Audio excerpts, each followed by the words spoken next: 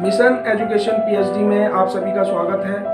आज हम mission education PhD के माध्यम से चैप्टर 6 की एक थ्योरम करेंगे, जिस थ्योरम का नाम है बीपीटी थ्योरम। ये बोर्ड एग्जाम में कई बार एग्जाम में आई हुई है और ज़्यादातर इसके चांस होते हैं कि ये बोर्ड एग्जाम में जरूर आती है। तो सबसे पहले हम आपको ये समझाने की कोशिश करेंगे कि बीपीटी थ्योरम होती क्या है। बीपीटी थ्योरम का मतलब है बेसिक प्रोपोर्शनैलिटी थ्योरम। क्या मतलब है? Basic proportionality theorem. इसको हम थेल्स थ्योरम भी बोलते हैं। अगर दूसरे शब्दों में बात करें तो बीपीटी थ्योरम को ही हम थेल्स थ्योरम कहते हैं। थेल्स थ्योरम का मतलब है, थेल्स एक मैथमेटिशियन थे, उन्होंने इस थ्योरम को बनाया, इस वजह से इस थ्योरम का क्या नाम रखा गया है?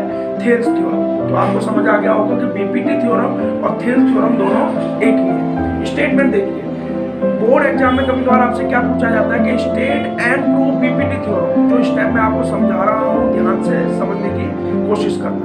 पेपर में पूछा जाता है state and prove BPT theorem.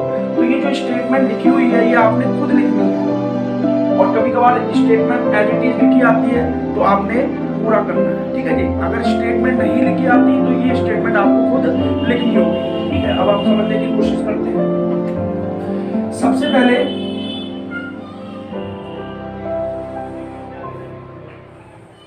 BPT theorem के अकॉर्डिंग ये ट्राइंगल है एबीसी। आप सवाल का मतलब समझिए। If a line is drawn parallel to one side of a triangle, अगर एक लाइन बनाई जाए, ये जो लाइन है डीई, ये बीसी के पैरेलल है। क्या बोला है? A line is drawn parallel to one side of a triangle. एक डीई लाइन है जो ट्राइंगल के एक साइड के पैरेलल है, इसका मतलब बीसी के पैरेलल है। To intersect the other two sides, इसका मतलब दो अदर साइड कौन कौन सी हो गई? ए बी और A C. Other two side in distinct point. Distinct point का मतलब क्या हो गया? D and E. The other two sides are divided in the same ratio. क्या कह रहा है? ये जो डिस्टिंक्ट पॉइंट है डी और ई, इसकी वजह से ये वाला और ये वाला हिस्सा बराबर हो गया, और ये वाला और ये वाला। कहने का मतलब AD upon BB equal to AE upon BC। अब ध्यान से थोड़ा समझिए। इस बीपीटी थ्योरम के अकॉर्डिंग अगर हम ट्राइंगल के अंदर, ट्राइंगल की तीन साइड होती हैं, आप सबको पता है, AB, AC और BC, ये सबको पता है। अब इस स्टेटमेंट का क्या मतलब है पहले वो समझिए। इस स्टेटमेंट का क्या मतलब है कि हम ट्राइंगल के अंदर एक साइड बना रहे हैं, जो साइड दो पॉइंटों से मिलकर बनी हुई है, दैट इज D और E। इसलिए इसको हम क्या बोल रहे हैं? डिस्टिंक्ट पॉइंट बोल रहे हैं। क्या बोल रहे हैं? Distinct point.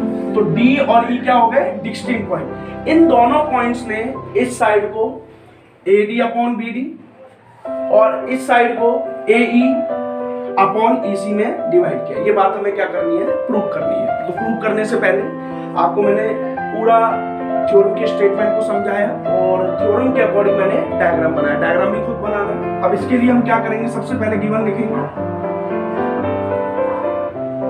See carefully given. Given क्या है? गिवन का मतलब जो क्वेश्चन में दे रखा है, इसका मतलब ABC is a triangle. ABC is a triangle in which DE parallel है BC। ठीक है जी। क्या मतलब है? गिवन ABC एक ट्राइंगल है जिसके अंदर DE पैरेलल BC, ये बात हमें गिवन है। गिवन का मतलब हिंदी में होता है दिया है। टू प्रूव को हिंदी में बोलते हैं सिद्ध करना। क्या बोलते हैं? सिद्ध करना। चलिए जी, टू प्रूव क्या करना है? इन दो डिस्टिंक्ट पॉइंट से इस साइड को AD अपॉन DB, इस साइड को जो पॉइंट E है इसका मतलब AE अपॉन EC। तो यहाँ पर आपको प्रोपोर्शनलिटी का मतलब भी समझ में आ गया होगा। प्रोपोर्शनलिटी का मतलब है इस साइड के दो हिस्से हो गए, proportion AD upon DB that is the proportion, AE upon EC that is also the proportion. अब हम कंस्ट्रक्शन करेंगे। टू प्रूफ का मतलब सिद्ध करना आपको बता दिया है। कंस्ट्रक्शन का मतलब होता है हिंदी में रचना करना। कंस्ट्रक्शन का क्या मतलब होता है? रचना करना। रचना का मतलब है इस थ्योरम को प्रूव करने के लिए कौन से स्टेप की आवश्यकता है जिससे मेरा प्रूफ आसानी से हो जाए। तो कंस्ट्रक्शन में वो चीजें हमें लिखनी पड़ती है। तो स्टेप मैं आपको लिखवा रहा हूँ, प्रॉपर आप स्टेप लिखेंगे तभी आपको मार्क्स मिलेंगे। ज्यादातर 4 मार्क्स में ये थ्योरम बोर्ड एग्जाम में पूछी जाती है। चलिए जी, सबसे पहले क्या करेंगे? एक परपेंडिकुलर डालेंगे DM perpendicular on AC line, अगर एसी लाइन पर परपेंडिकुलर है तो एई लाइन पे भी होगा, क्योंकि जो एसी है प्रॉपर बड़ी लाइन है और एई जो है वो एसी पर ही छोटी लाइन है। तो डीएम परपेंडिकुलर का मतलब है ये एसी पर भी परपेंडिकुलर है और ये एई पर भी परपेंडिकुलर है। ये बात ध्यान रखना क्योंकि ये इन कंसेप्ट का इस क्वेश्चन में यूज होगा। इसके बाद EN, एक और परपेंडिकुलर डाला EN परपेंडिकुलर है AB पर। अगर EN AB पर परपेंडिकुलर है तो EN AB पर भी परपेंडिकुलर, ये बात आप ध्यान रखेंगे। इसके बाद ज्वाइन D को C से मिलाया, ज्वाइन B to E, ये बात हम लिखेंगे। ड्रॉ DM, बिल्कुल ध्यान से समझिए, परपेंडिकुलर किस पे डाला, AC पर। EN परपेंडिकुलर किस पे डाला, EN परपेंडिकुलर डाला AB पर। And join B to E, इसका मतलब BE, and join BE and D to C, इसका मतलब DC। ठीक है जी। अब ये चीज मुझे आवश्यकता थी, इस वजह से मैंने इसमें कंस्ट्रक्शन दिया। कंस्ट्रक्शन का मतलब मैंने बता दिया, हिंदी में रचना बोलते हैं। अब नाउ प्रूफ का मतलब हिंदी में होता है उत्पत्ति, मतलब गिवन टू प्रूफ और कंस्ट्रक्शन के बाद जो चौथा स्टेप है प्रूफ, कि हम अब इन तीनों की मदद से प्रूफ कैसे करेंगे। मतलब गिवन टू प्रूफ और कंस्ट्रक्शन हमें तीनों हमारे पास हैं। अब हम इस क्वेश्चन को प्रूफ कैसे करेंगे, कहने का मतलब AD upon DB equal to AE upon EC कैसे आएगा, ये बात हम सॉल्व करने की कोशिश करेंगे। सबसे पहले हम दो ट्रायंगल लेंगे, ADE इन ट्रायंगल AD, पहले ये वाली साइड लेंगे फिर ये वाली साइड लेंगे। कौन कौन सी लेंगे, ADE एंड ट्रायंगल, कौन सा लेंगे, BDE। सबका ध्यान से होना चाहिए इस पर, क्योंकि ये काफी इंपॉर्टेंट स्टेप्स है। हमने कौन सा ट्रायंगल लिया, ADE, थोड़ा ध्यान से समझिए, एक क्लियर कर रहा हूं आपको। ADE और BDE। अब देखिए आपको पता है ट्रायंगल का फॉर्मूला क्या होता है, यहाँ पर एरिया यूज करेंगे हम, area of triangle ADE upon area of triangle BDE। शुरू से एंड तक आप देखेंगे तो ये थ्योरम आपको समझ आ जाएगी। ADE का फॉर्मूला, ये ट्रायंगल का फॉर्मूला लगाएंगे पहले हम, half into base into height, इसका भी यही फॉर्मूला होगा, half into base into height. अब बेटा ध्यान से समझने वाली बात है, सबसे पहले हम ADE की बात कर रहे हैं, तो अगर हम ADE की बात करें तो EN परपेंडिकुलर है, इसका मतलब EN हाइट हो गई, इसका मतलब AD बेस हो गया। क्या करेंगे, हाफ, यहां पर बेस क्या हो गया AD, और हाइट क्या होगी बेटा, यहाँ बेस 80 हो गया, हाइट क्या होगी, परपेंडिकुलर को ही हाइट बोलते हैं और हाइट को ही एल्टीट्यूड बोलते हैं। ठीक है जी। यहाँ पर EN आपका क्या हो गया, हाइट। चलिए ये ऐसे नीचे वाले में लगाएंगे, हाफ इंटू, इस बार कौन सा ट्रायंगल देखेंगे हम, BDE। ट्रायंगल BDE में बेस क्या हो गया, DB, क्योंकि मुझे ये बात प्रूव करनी है। और हाइट मैंने अभी आपसे कहा था कि AB पर परपेंडिकुलर EN है तो AD पर भी परपेंडिकुलर EN होगा, तो इसका मतलब इसकी भी हाइट क्या हो गई, EN।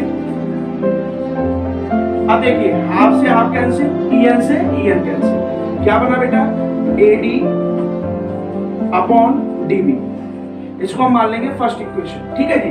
नाउ इन ट्रायंगल, अब देखिए अब इस साइड पे लेंगे, अभी हमने इस साइड पे काम किया है, अब इस साइड पे करेंगे। नाउ इन ट्रायंगल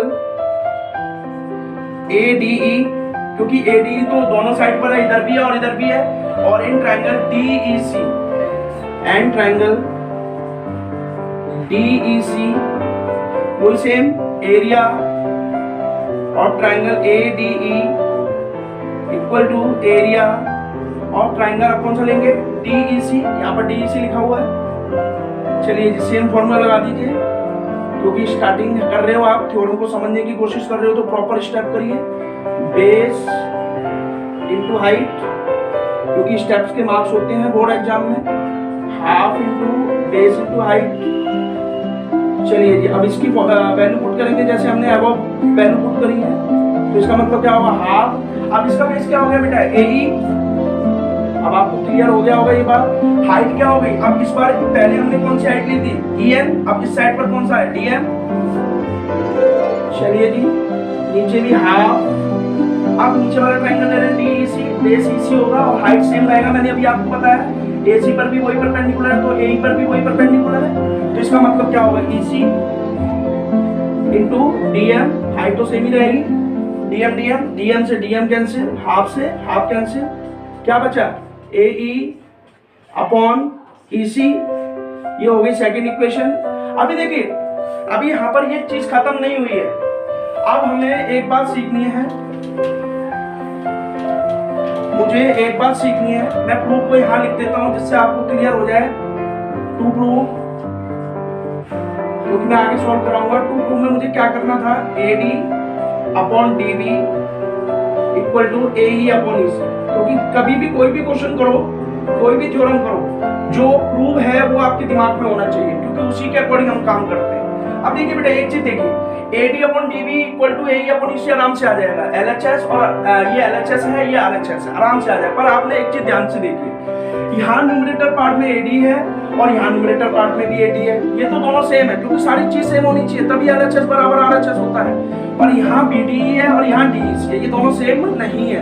पहले ये दोनों सेम बनाएंगे, ये यहाँ पर खत्म नहीं होती है, पहले इन दोनों को सेम बनाएंगे। अब आपने 9th में थ्योरम पढ़ी होगी, देखिए, सिंस, अब हम किसको इक्वल बना रहे हैं, BD और DEC को, triangle BDE and triangle DEC, देखिए AD और AD तो सेम है, अभी मैंने कहा न्यूमरेटर पार्ट सेम है, न्यूमरेटर इसका भी सेम है, न्यूमरेटर इसका भी सेम है, पर डिनोमिनेटर पार्ट इन दोनों का सेम नहीं है। ये सेम बनेंगे तब हम कह सकते हैं कि AD upon DB equal to किसके होगा, AE अपॉन EC के होगा।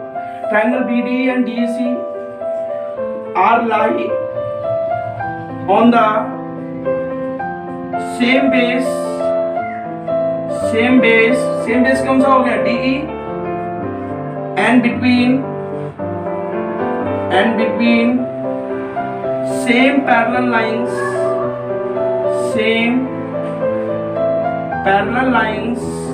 कौन सी होंगी, DE and BC, same parallel lines DE and BC।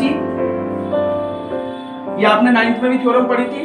9th की थ्योरम की स्टेटमेंट को थोड़ा सा आपको याद आ गया होगा कि अगर मैं समझा देता हूँ एक बार, BDE और DEC, BDE और DEC are lie on the same base DE, दोनों किस पर बेस पर लाई कर रहे हैं, DE पर, एंड बिटवीन सेम पैरेलल, इसका मतलब ये जो DE है और ये BC है, ये पैरेलल है, मैं गिवन में लिख चुका हूँ ये बात, between same parallel DE and BC, so therefore क्या हो जाता है, इन दोनों का एरिया इक्वल हो जाता है। ये बात आपको याद आ रही होगी, 9th में किया था कि अगर दो triangle are lie on the same base and between same parallel, तो उनका एरिया क्या होता है, इक्वल होता है। तो क्या हो जाएगा, एरिया ऑफ ट्रायंगल BDE किसके इक्वल हो जाएगा, एरिया ऑफ ट्रायंगल DEC।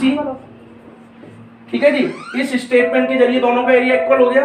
अब आपको कोई प्रॉब्लम नहीं आ रही होगी। देखिए जी, आपका न्यूमरेटर भी सेम हो गया, आपका डिनोमिनेटर भी सेम हो गया इक्वेशन 3 के अकॉर्डिंग। तो मैं क्या लिखूंगा, from first, second and third equations we get AD upon DB equal to AE upon EC, hence proved। ठीक है जी। तो आज मैंने इस क्लास के माध्यम से आपको PPT थ्योरम, जिसे हम थेरेस थ्योरम भी कहते हैं, गिवन टू प्रूफ, कंस्ट्रक्शन और प्रूफ के बिल्कुल सिंपल स्टेप से ये थ्योरम आपको कराई। ये बोर्ड एग्जाम में 4 मार्क्स में कई बार एग्जाम में पूछी जाती है।